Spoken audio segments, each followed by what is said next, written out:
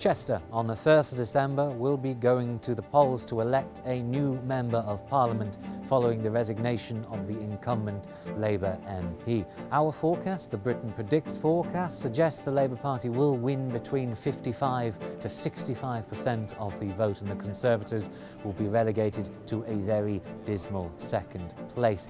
It wasn't always like this, because in 2010, it voted for David Cameron's Conservatives, and in 2015 went against the national swing, went against England and voted for Labour, albeit by a margin of a few dozen votes. What's going on in Chester? What's made it vote in different ways? What's making it go for Labour with increasing intensity, whereas in other parts of the country that isn't happening, or rather wasn't happening? If Chester was shunted southwards, a lot of commentators will be looking at this city and calling it the perfect blue wall seat.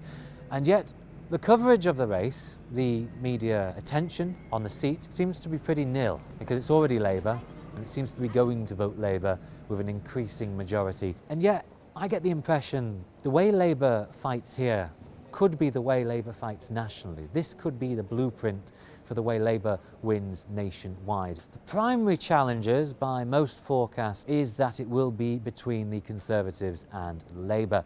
The Conservatives have selected Liz Wardlaw, as they describe, a former nurse. The Tory campaign has gone quite hard on both the NHS and fracking. It is worth bearing in mind, however, that the Conservative candidate is a councillor, not in Chester, but 45 minutes to an hour away in Congleton.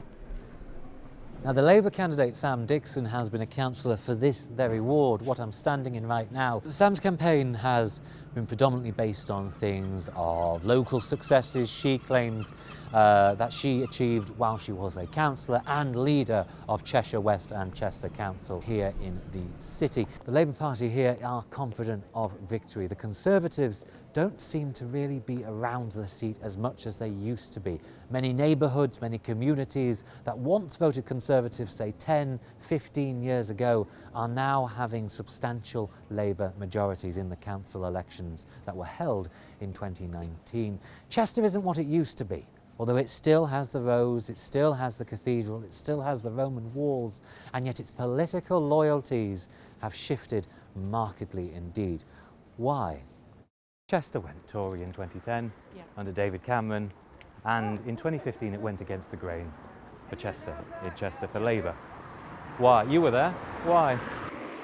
Because Labour values appeal to local people here, and we went out and talked to them relentlessly about the issues that mattered to them, which are in tune with Labour values.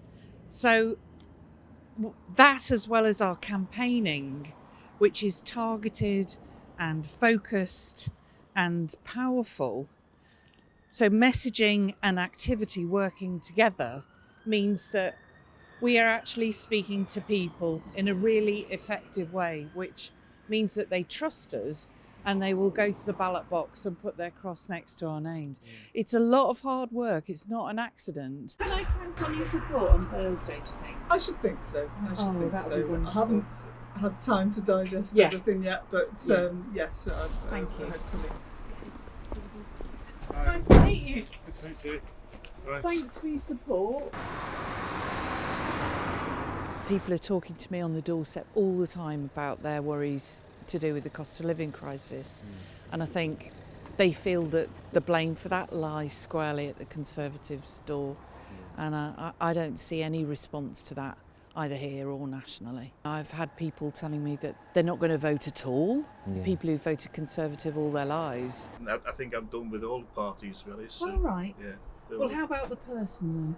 Well, yeah, I get that. Yeah, but, Because it is about who you think is going to be the person who represents I get the it for city. locally, but Yeah. I think maybe it make more of an impact in the general elections. Spoil your votes. I get it in a by-election. It's not quite have the same impact by not voting. No. But, I didn't intend to vote for anyone.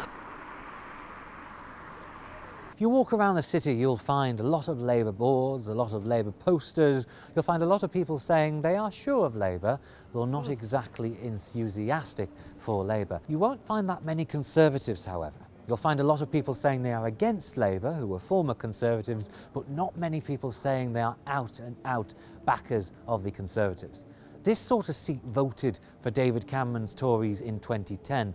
Rishi Sunak should be winning seats like this if he has any hope of retaining or gaining a majority at the next election. And yet, if you look at the forecast, if you talk to voters, honestly, it feels like a done deal for the Labour Party.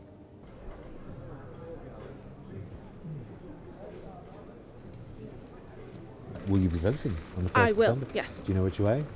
I haven't decided. Haven't decided. If I'm going to turn up and vote Green or Labour. Well, the by-election I think is really timely Yeah. for Chester. I mean, we're really upset about the reasons why we've got one. I mean, in this day and age, Oh, yes. do you really want that kind of scandal? But anyway, it's been an absolute disaster in this country since Brexit. In fact, since Cameron came in. So, I mean, we have to vote Labour. See, I don't even know much about the parties, but I do know, I've heard all bad things about Labour. Yeah. So I will be voting on Thursday. The 1st of December, yes. And the key thing is we'll wait to see who our new MP is. Exactly. That's it. And Chester's always been a bit of a swing seat, but it will be the people at Chester decide. I have to be apolitical working at the cathedral, course, but I yes. will vote because, as I say, people have died for the vote. Do you know there's a by-election? I know there's a by-election. And you'll be voting for? I will be voting for Samantha Dixon. Samantha Dixon. The Labour Party candidate. Yeah, why is that? Well, she's been a councillor in Chester for 12 years now. And she lives in Chester, her heart is in Chester. Her children grow up here. She's part of the community. You're going to be voting on Thursday? There's a by-election happening? If there's anyone worth me vote, they can have it, yeah? Yeah? Yeah. Who do you normally vote for? Anyone who's against trying to give the rich the money, you know what I mean, and trying to take the money away from the poorer areas, you know what I mean? Do you know how you're voting? Yes, Which way? Labour. Labour. Okay, why is that?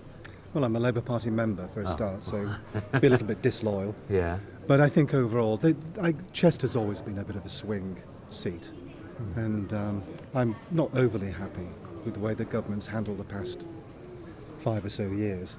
So apart from my own personal view, i.e. I vote Labour, all the time, I think it's the best move. The Britain Predicts model, available on the New Statesman, State of the Nation and Britain Elects websites, points to Labour holding this seat with between 55 and 65% of the vote, depending on which polls you look at. That would put Labour on course for a very large majority if an election was held today. If Labour does worse than that, then Labour will be doing well, but it won't be getting a huge majority, it won't be getting a landslide.